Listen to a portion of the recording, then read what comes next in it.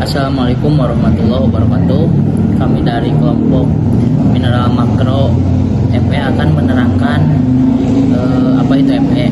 Sebelumnya perkenalkan, nama saya Muhammad Lutfi Hamdani dengan NPM 2141020039 dan rekan saya Indah Faizah Zahra dengan NPM 2141020057. Yang pertama yaitu pengertian besi atau Fe. Besi merupakan mineral makro yang paling banyak terdapat di dalam tubuh manusia sebanyak 3-5 gram di dalam tubuh manusia dewasa, yang mempunyai beberapa fungsi esensial dalam tubuh sebagai alat angkut elektron di dalam sel dan sebagai terpadu berbagai reaksi enzim di dalam jaringan tubuh.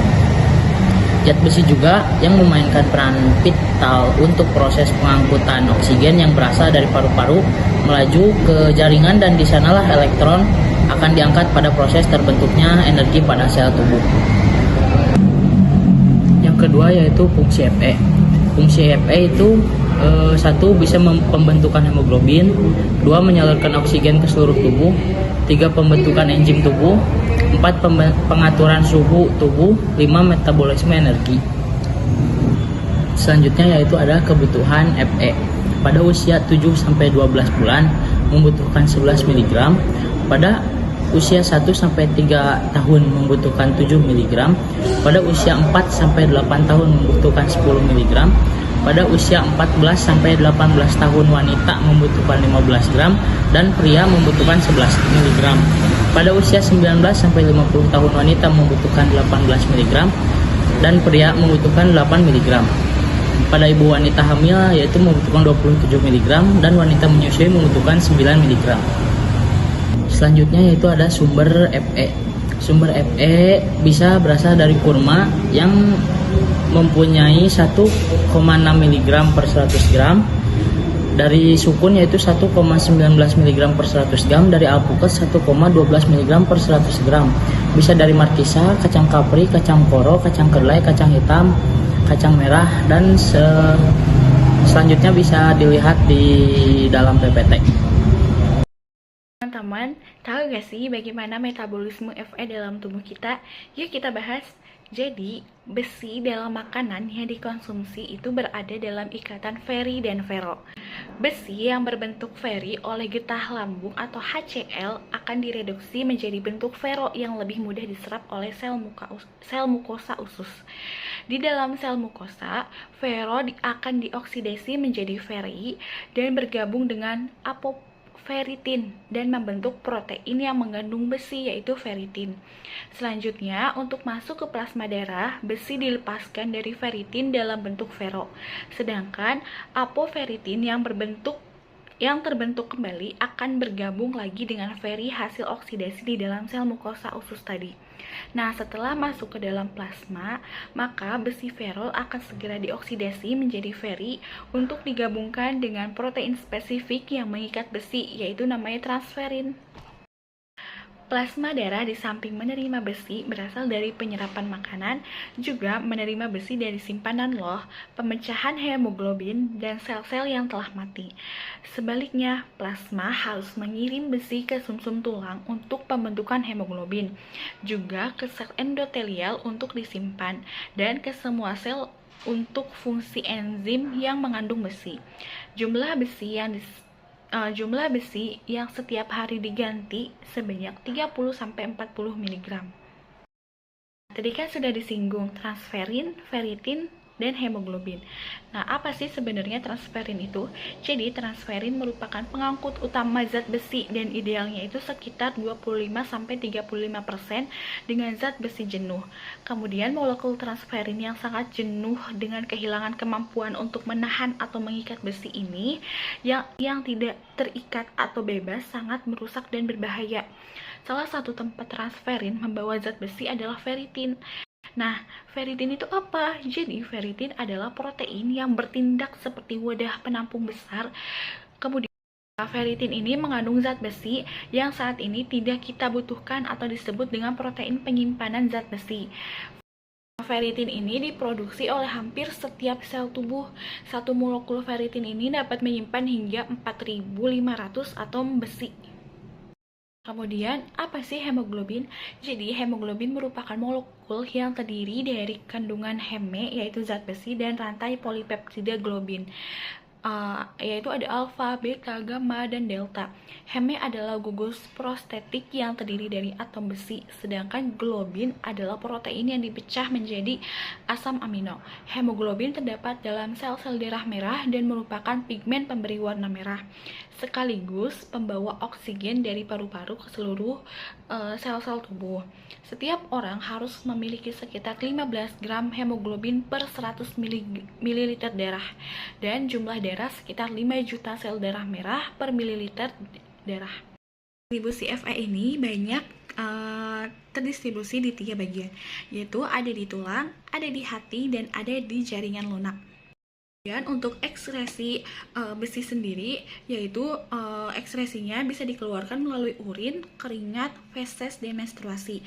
Nah, untuk urin itu sekitar 0,1 sampai 0,3 mg per hari. Kemudian di keringat ada di range angka 0,2 sampai 1,2 mg per hari. Di feses ada 10 sampai 15 mg. Kemudian di menstruasi sekitar 42 mg. Nah, kekurangan dan kelebihan Fe itu bisa berdampak loh pada tubuh kita. Apa sih dampaknya? Yuk kita bahas satu-satu. Jadi, apabila kita kekurangan Fe, maka akan mengalami anemia defisiensi besi. Itu terjadi karena tubuh kekurangan zat besi, sehingga jumlah sel darah merah yang sehat berkurang dan tidak dapat berfungsi dengan baik. Sel darah merah atau hemoglobin dibentuk oleh zat besi. Hemoglobin di dalam sel darah merah dibutuhkan tubuh untuk mengikat dan membawa oksigen dari paru-paru ke seluruh organ tubuh. Sel darah merah juga berperan dalam pembuangan karbon dioksida dari sel-sel tubuh ke paru-paru. Tanpa zat besi yang cukup, tubuh tidak akan dapat memproduksi cukup hemoglobin untuk membawa oksigen loh. Jadi, akibatnya anemia defisiensi besi dapat membuat pengidapnya mudah lelah dan sesak nafas. Satu-satunya cara untuk mendiagnosis anemia besi ini adalah melalui tes darah. Seseorang dikatakan mengalami anemia apabila jumlah sel darah merah di bawah normal. Jumlah sel darah merah yang normal pada pria adalah 5-6 juta sel per mikroliter darah. Sedangkan pada wanita adalah 4-5 juta sel per mikroliter darah. Kemudian nilai hemoglobin di bawah normal. Kadar hemoglobin normal pada anak adalah sekitar 9-14 gram per desiliter. Kemudian pada remaja sekitar 10-15 gram per desiliter, pada pria dewasa sekitar 13-17 gram per desiliter, dan pada wanita dewasa sekitar 12-15 gram per desiliter. Kemudian, dalam kondisi ringan, anemia defisiensi besi ini jarang menyebabkan komplikasi. Namun, jika tidak diobati, anemia besi ini dapat menjadi parah dan menyebabkan masalah kesehatan seperti masalah jantung, masalah selama kehamilan, dan masalah pertumbuhan. Kelebihan Fe juga bisa berdampak loh pada tubuh. Jadi, kadar zat besi yang tinggi di dalam darah biasanya terjadi akibat hemokromatosis.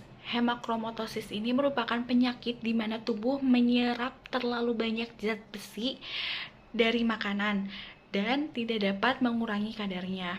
Hal tersebut menyebabkan zat besi tersimpan pada organ hati, jantung, dan pankreas, tetapi bersifat merusak. Gejala yang dapat muncul jika seseorang mengalami hemakromatis yaitu yang pertama, nyeri pada persendian, merasa lelah, mengalami penurunan berat badan secara tiba-tiba, rambut rontok, jantung berdebar lebih cepat, dan pengurangan daya ingat. Nah, bagaimana sih interaksi zat besi dengan zat yang lainnya? Yuk kita bahas satu-satu. Yang pertama, ada interaksi zat besi dengan karbohidrat. Penyerapan zat besi dalam saluran pencernaan akan meningkat dengan adanya fruktosa. Hal ini disebabkan karena fruktosa dapat menyebabkan Fe menjadi lebih mudah larut dalam larutan. Kemudian yang kedua, ada interaksi Fe dengan lemak. Pada saat tubuh kelebihan Fe, maka akan menyebabkan kerusakan asam lemak tak jenuh ganda atau PUFA. Karena besi akan mengkatalisis proses oksidasi PUFA serta meningkatkan pembentukan radikal bebas. Yang ketiga, ada interaksi Fe dengan yodium. Saat iodium dan Fe digunakan secara bersamaan untuk memverifikasi suatu makanan, akan terjadi interaksi yang sifatnya merugikan. Keberadaan ion fero dan oksigen akan membuat iodium tidak stabil. Sebaliknya, zat besi akan dirubah menjadi ion feri yang mempunyai stabilitas yang rendah. Kemudian ada interaksi Fe dengan Zn. Peningkatan asupan Zn yang berasal dari makanan akan menurunkan kadar Fe di duodenum, karena Zn akan meningkatkan metallothionein atau Mt di mukosa sel yang akan menghalangi Fe masuk ke dalam mukosa sel. Interaksi Fe dengan vitamin A. Defisiensi vitamin A mengakibatkan terjadinya gangguan pada metabolisme besi, yaitu berupa hambatan dalam pengeluaran zat besi dari dalam hati dan atau dalam hal penggabungan zat besi ke dalam sel darah merah. Kemudian ada interaksi Fe dengan riboflavin.